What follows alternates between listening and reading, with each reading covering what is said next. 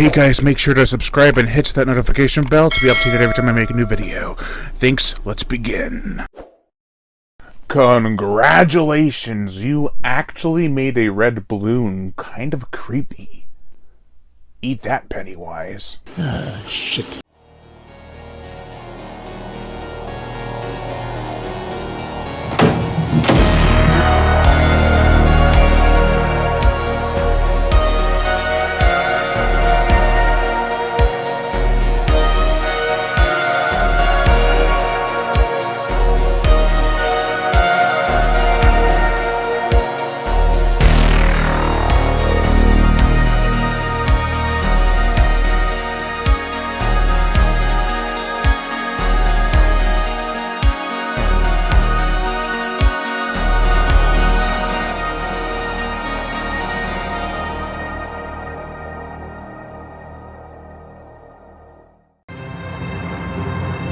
Beyond Dreams Door.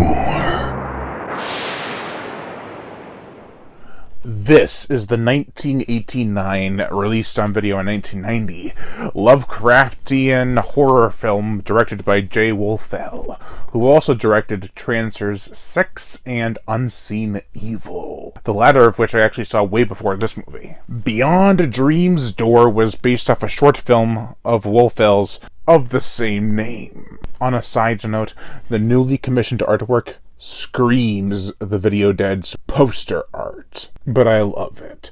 Even though it's not coming out of a TV, that color scheme and the hand reaching out, it feels like the Video Dead. It might just be me, I don't know. The plot. Is it a dream? Is it reality? Or is it a demon messing with one's mind? A student is experiencing dreams that seem all too real. In fact, they may just be. People and things, such as papers and even houses, are disappearing, as if they were never there. What's going on? When will it end? And what lies beyond Dreams Door? Wow, what a weird one. This is a competently shot, low-budget mindfuck of a movie, and is actually very watchable with its brisk 80-minute runtime. Nothing really stands out as a huge waste of time, or overly artsy. 90, 91, 92. It's a film whose creators knew their limitations and what they could do, and did everything within their power to make this dreamlike mystery into a surreal and disturbing motion picture experience, without losing a speck of that low-budget charm. Even though not directly related to Lovecraft, it still manages to convey a Lovecraftian style that oozes with a sense of dignity and reason. It's a story of one losing his mind, and the others that shouldn't have looked into the case. I'll give it a look.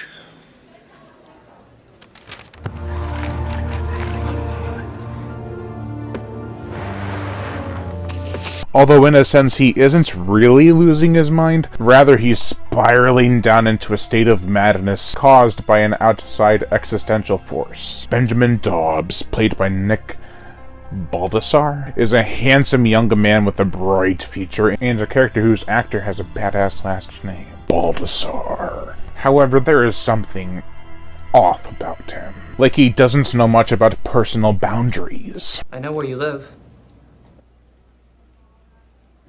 I could come by your house tonight. No, just come back tomorrow. However, that could be chalked up to his need for help. Those horrific dreams he's experiencing require him to seek assistance big time. He wants answers, and no matter how hard he tries, they always seem to be just out of reach.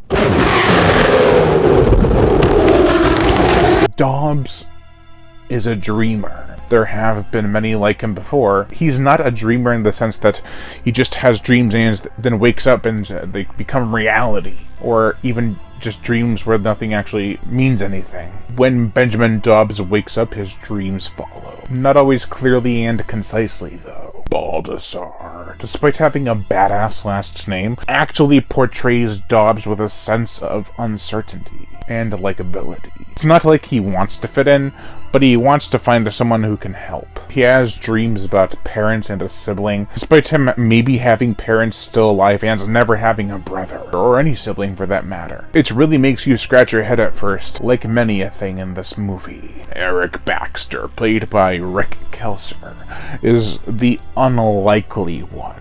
You expect him to die early on, and he seems to be trying to find his groove in his new teaching position. It is like his first week on the job, though. However, he does want to help Dobbs, as well as get into another teacher's pants, but the former, he's not going to risk his life for. Let's get out of here.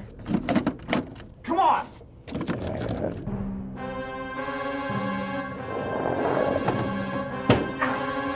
He does have ambitions and knows what he's doing. He just has to get comfortable in what he does for a living. He is a bit apprehensive to believe Dobbs. People are disappearing as if they never existed, yet they have the memory of them, but their houses and any paperwork are all just... But it kind of could be a coincidence from his point of view. Still, he's willing to go along with the whole thing. Not only for Dobbs, kind of, but more so for his love interest. Julie Oxel, played by Susan Pinsky, really wants to know what's going on. With a missing teacher and a student with strange reactions to his dreams, she begins to dig deeper. She doesn't get too far, though. However, she does experience a few strange occurrences before things get crazy. Everything from a red balloon, dead-end phone calls, and Baxter's attempts at flirting with her. She is more so the catalyst for Baxter to take things seriously. The middle character who doesn't serve much of a purpose unless you count motivation. Professor Knox, played by Norm Singer, is a bit on edge. He knows what's happening with Dobbs and what will come of it, if only he had more time. He is an interesting character who likes to study people's reactions to things, even going to extreme measures to get some results. I do wish Singer had been in more movies, because here, he ain't too bad. Dare I say he is the best actor in the movie. I'm in the class. You? Sure. What's wrong with that? Huh?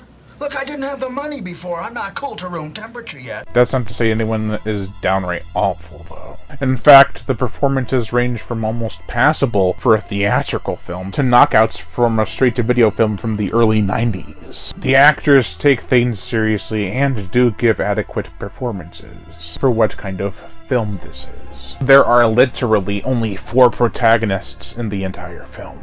The only other people who try to help or intimidate are dead. Dead dreamers, as they are listed on IMDb. The camera work is anything but lazy. There are an abundance of interesting shots. The film is sometimes on static, but the quick cut editing in those scenes really help them not to drag out. There's a good pace to the flick, as I said it before. I've got to find a good place to hide or you'll find me. I'll find you anyway. Not this time.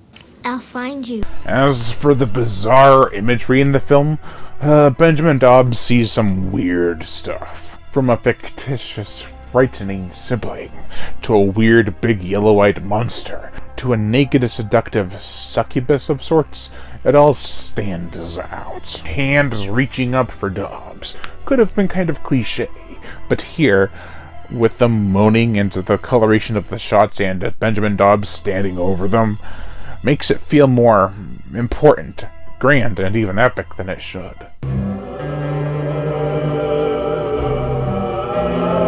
The gore, the effects, several decapitations, a squished head until the brains pop out, bloody macabre visions, and more. The effects are a bit crude at times, but given their limitations due to budget, they manage to make the unbelievable quite unnerving. That goes with pretty much anything about this film. The monster is crude but disturbing in its own way. We're shown quick cuts of it and a lot of shadow play that help amplify its presence. The motion picture soundtrack director Jay Wolfell also composed the music for this movie. It's innocent and makes you feel like you're in a child's world, vulnerable and weak. It's got a lot of little sounds and tunes that help to amplify that emotion. There is a darker side with the use of violins and, I believe, a xylophone.